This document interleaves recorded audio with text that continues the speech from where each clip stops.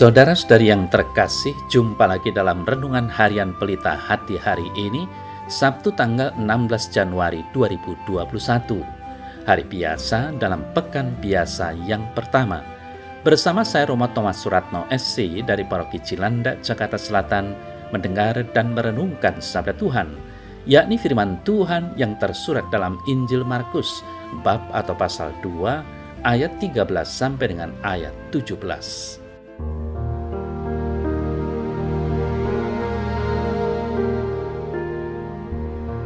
Sesudah itu, Yesus pergi lagi ke pantai danau dan seluruh orang banyak datang kepadanya. Lalu ia mengajar mereka. Kemudian ketika ia berjalan lewat di situ, ia melihat Lewi anak Alfeus duduk di rumah cukai, lalu ia berkata kepadanya, "Ikutlah aku." Maka berdirilah Lewi, lalu mengikuti dia. Kemudian ketika Yesus makan di rumah orang itu, banyak pemungut cukai dan orang berdosa makan bersama-sama dengan dia dan murid-muridnya, sebab banyak orang yang mengikuti dia. Pada waktu itu ahli-ahli Taurat dari golongan Farisi melihat bahwa ia makan dengan pemungut cukai dan orang berdosa itu. Berkatalah mereka kepada murid-muridnya, "Mengapa ia makan bersama-sama dengan pemungut cukai dan orang-orang berdosa?" Yesus mendengarnya dan berkata kepada mereka, "Bukan orang sehat yang memerlukan tabib, tetapi orang sakit. Aku datang bukan untuk memanggil orang benar, melainkan orang berdosa."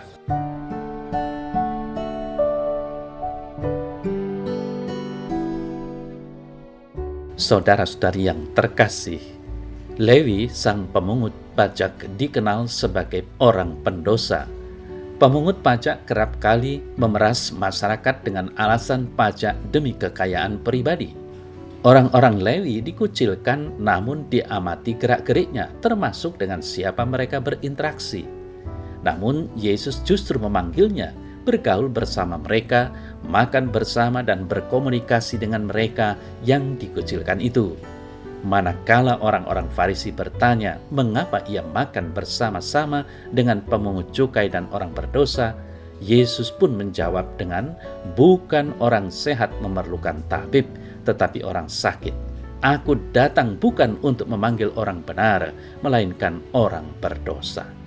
Saudara-saudari yang terkasih, Tuhan dengan sangat gamblang menjelaskan kepada mereka tentang maksud dan tujuan datang ke dunia, yakni memanggil orang yang berdosa.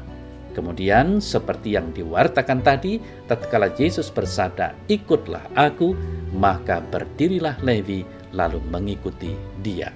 Saudara-saudari yang terkasih, Lewi adalah nama lain dari Matius. Dalam bahasa Ibrani, Matius berarti pemberian Tuhan. Ia tinggal di Kapernaum dan ayahnya bernama Alfeus. Profesi Lewi atau Matius adalah pemungut cukai. Ia ditunjuk oleh pemerintah Romawi untuk memungut pajak dari masyarakat, dari pedagang dan yang melalui wilayah kerjanya, lalu ia mengambil komisi dari pajak yang dipungutnya itu. Kebanyakan pemungut cukai memungut lebih dari yang seharusnya, sehingga mereka mendapatkan keuntungan yang jauh lebih besar. Itulah sebabnya masa itu pemungut cukai dianggap setara dengan orang-orang yang kotor, hina, dan berdosa di mata masyarakat Yahudi karena dianggap sebagai pengkhianat bangsa. Ia keturunan Yahudi tetapi bekerja dan menjadi antek-antek pemerintahan Romawi. Mereka diibaratkan lintah darat yang menghisap darah bangsanya sendiri dan memihak pemerintahan Romawi. Tidaklah heran jika pemungut cukai dibenci dan dikucilkan orang-orang sebangsanya dan digolongkan dalam kumpulan orang berdosa.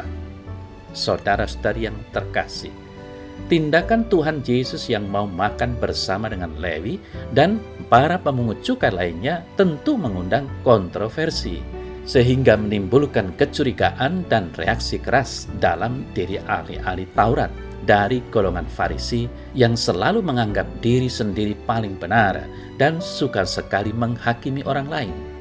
Yesus datang untuk menyelamatkan orang berdosa termasuk kita.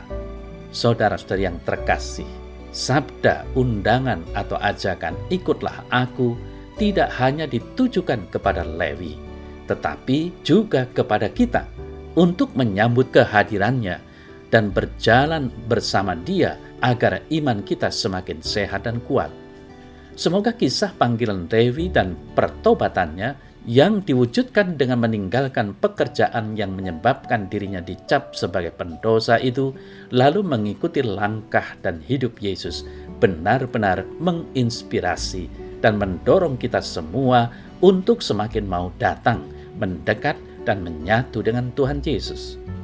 Yesus bukan Tuhannya orang sehat, tetapi Dia adalah tabib bagi orang-orang sakit.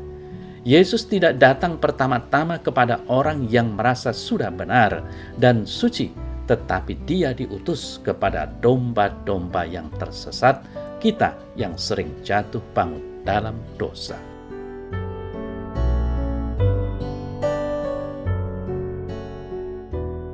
Dalam nama Bapa dan Putra dan Roh Kudus. Amin. Ya Tuhan Allah, ampunilah aku orang berdosa ini.